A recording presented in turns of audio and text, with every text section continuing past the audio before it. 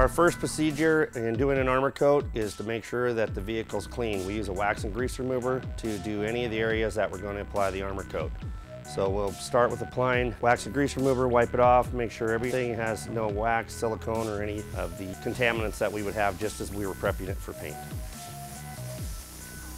Once the vehicle is completely wiped down and dried, our next step will be to start masking the vehicle off for overspray. We start under the hood first. The reason we do that is so that we can have our tape line in one continuous line up over the fenders, over the hood, so when we pull it, we don't have it in separate pieces.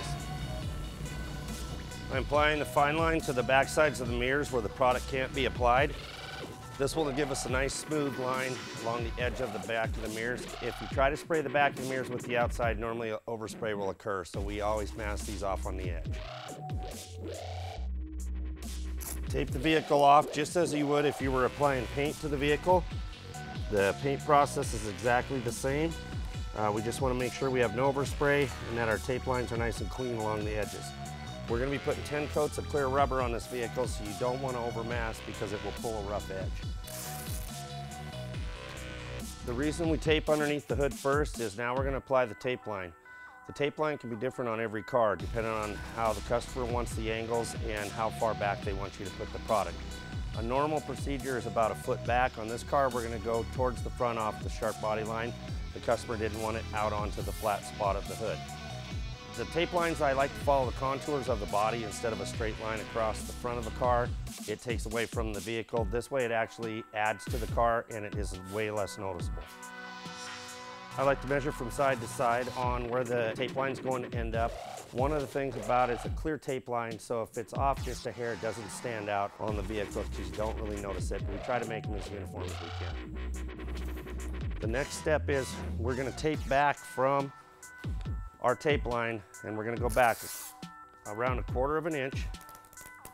And the reason we do this is so we can paper from this line and we don't have to pull the masking paper off this while it's wet, because we pull this orange tape line, it's going to come off the car while the product is completely wet. After we paper back from this line, we will just bridge this gap with a piece of tape so we can remove this tape and this line at the same time while the product's wet.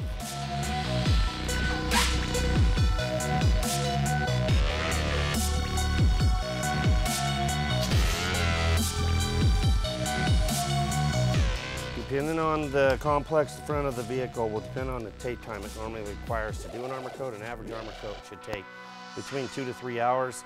There's vehicles out there that we spend 2 to 3 hours just taping on. So that is something to take into consideration when bidding the installation of the armor coat. Because of the thickness of the product, we're going to be putting 10 coats on here, which is approximately 10 mils of product. You're better off to over tape than you are to under tape. If you were to tape onto the area you're going to paint and pull a line, you could chance having a rough edge.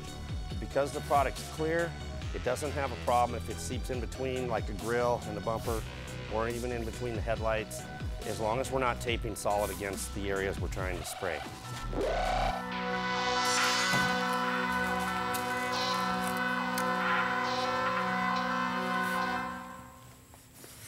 On the end of our tape line, we wrap this piece of tape, our fine line tape, and we put another piece of tape around this, so we made a pull tab. This way when we're done, as soon as we're done with the product while it's still wet, we'll remove this orange line plus this tape line in between. The paper will stay attached to the vehicle. This is to help you not get dirt into the product and also not chance the paper falling into it while it's wet. Once we get the vehicle masked, our next step is to sand the areas that you can see that are going to be ready for the armor coat. We start out with a red Scotch-Brite pad from 3M for all of our edges, and we like a red Scotch-Brite pad for our DA that we use to get the larger areas. These will ensure that the product has a good scratch to hold the product. It is all mechanical bond, so this product has to be sanded anywhere you want it to stick. I'm starting to scuff any of the areas that I can't get the DA onto first. The sanded area just has to be dull. That's a uniform scratch. The product will hold just fine on that. Gently run the Scotch-Brite along the front edge of your tape line with the tape line not against it to ensure we have good adhesion along this edge. Scuff pad got a sharp line. I like to put pressure on this edge. go right along the edge of my tape line. This will make sure you need this line sanded right up to the edge to hold a clean line. Run the scuff pad in between your lamps, grills, any areas that you can let that pad slide in between. This will ensure good adhesion. ArmorCoat holds very well as far as adhesion goes, but to ensure we don't have a feeling problem, we make sure that all the edges are scuffed well. Once we take it into the spray room, we get better lighting, and we can also find any areas that need touched up at that time, but most of the prepping is done out of the booth. Once we have our edges sanded that we're happy with, we'll run over this now with the DA, and we're going to get to larger areas that make this a more uniform scratch. In order to hold these pads onto a DA, you need this, it's called an interface soft pad. 3M makes these, Norton makes these, and they apply to a hook-it style pad, and then your pad will stick to that. You don't want to run the DA up onto the line so that we end up rubbing the edge of the line. If you do that, you can end up making a rough edge on your line, which will require you to reshoot the hood. As you can see, the DA makes a lot more uniform scratch than going over it with a scuff pad. This is why we go back over with the DA, especially in the frontal areas where we want perfect adhesion. You can tell the difference where we sand with the DA sander versus where we scuff by hand. The paint still has a shine to it here, and you can see the scratches. Here, it's completely dull. There's areas that are impossible to get a sander. You get your DA sander, so you can only get the biggest areas that you connect on the front. We like to ensure the front edge is your main source of sanding, just due to the fact that that's where it's going to get the majority of its rock in.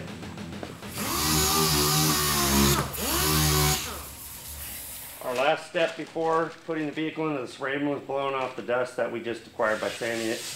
This will be the last step. We'll move the car into the booth and wipe it down one more time before we start the spray.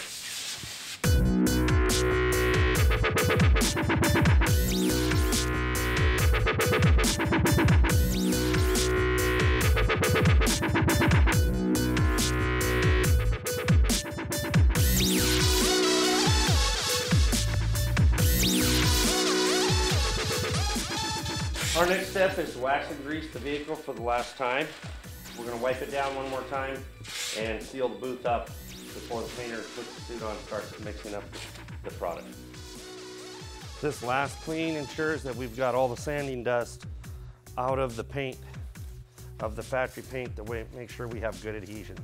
The reason for spraying the wax and grease remover on is it will float the particulates that are in the paint on top. Instead of wiping them into it, it'll float it so you can pick it up with a rag to pull it off. If you just use a solvent rag to wipe with your wax and grease, you can actually push the dirt into the fresh paint. Most wax and grease removers have an anti-static in them, which also helps for dust specks, so once you wipe the car down, this will help prevent that also. This vehicle is now ready to apply the ArmorCoat. Because the product cannot be sanded and polished, extra time is taken to make sure that you can spray it as clean as possible. The painter will wear a paint suit, tack the vehicle down, and stay in the booth until the entire process is finished. All right, the last step before we go into booth to spray is mixing the product. We're going to be mixing component A 1-to-1 with component B and 10% reduction based on outside temperature. We're spraying in an outside temperature of around 30 degrees Fahrenheit now, but we have our booth temperature set at 80 degrees. This will ensure that we get the product on evenly and the product will stay open and wet long enough to get it onto the vehicle. As the temperature rises, we need to add more of the reducer, as it is a retardant.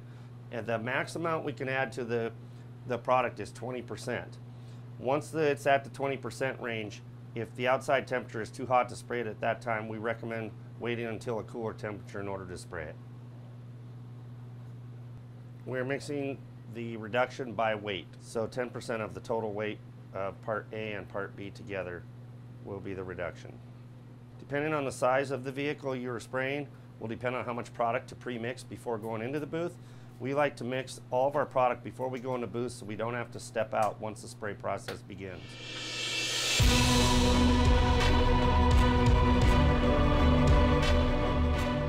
Once in the spray room, the painter will not exit the booth until the ArmorCoat is done. This will ensure we don't have any extra dirt that doesn't need to be into the product, due to the fact The product cannot be cut and polished, so we want to spray it as clean as possible. At this time, he will look over his edges of his tape to make sure nothing got missed that he couldn't see when it wasn't in the booth, because the lighting in your spray room is usually always better than the lighting out in the shop. With the vehicle taped off, you could see how we contoured the tape line to match the vehicle's body lines. This stands out now that it's in tape, but once the vehicle's unmasked, the line on the hood and fenders will become virtually invisible. He's now setting the air pressure at the gun, going into the gun at 35 PSI.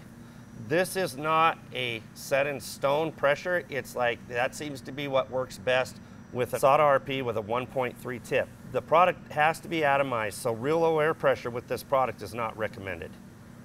Our first coat is a medium wet, basically tack coat. We like to spray this as you want it to look all the way through the whole process. The painter will apply approximately 10 coats of product to ensure we have rock chip protection. ArmorCoat is based like Kevlar to the point where the more you apply it, the stronger it gets. You can put as many as 20 coats of ArmorCoat on the front of a vehicle, and all it will do is actually help the rock chipping more. Because it's clear rubber, it stays elastic, and that's what keeps the rocks bouncing off the front of the vehicle. The first coat of the product stays wet the longest. After we start applying, the painter will check it to see if it starts to get tacky, as he would clear coat. Once we get to the point that we feel it's starting to tack up, he'll start applying the coats. The more we put on as we get going, the elapsed time in between coats will be less.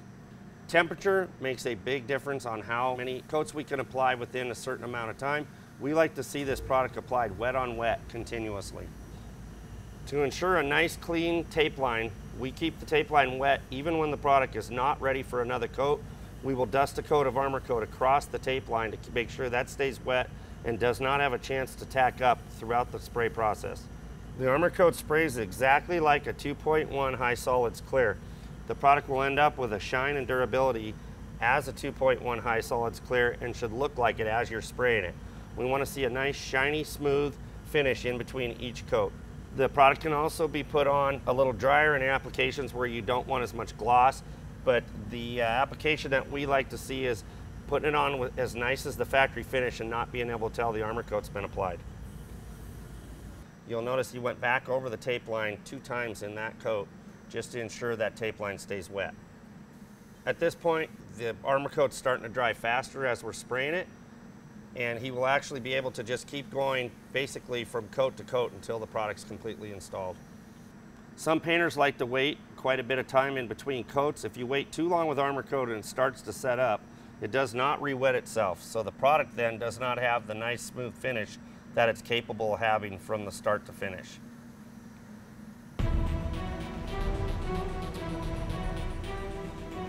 Tape line just now got removed in one smooth step, pulling the tape over top of itself away from the material. This will ensure a smooth tape line edge on top of the hood. That is the completion of the application. The next stage, we'll let the booth run for 3 to 5 minutes depending on outside temperature, and then we will shut the booth off and let the product gas through itself.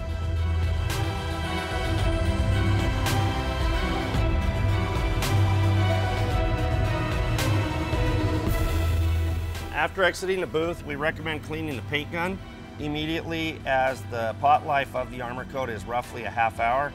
And while that's going, we usually use that time to let the fan run. Then we're pretty well assured that we can shut it off to keep it from having any sags or any other extra dirt that could possibly be into the finish.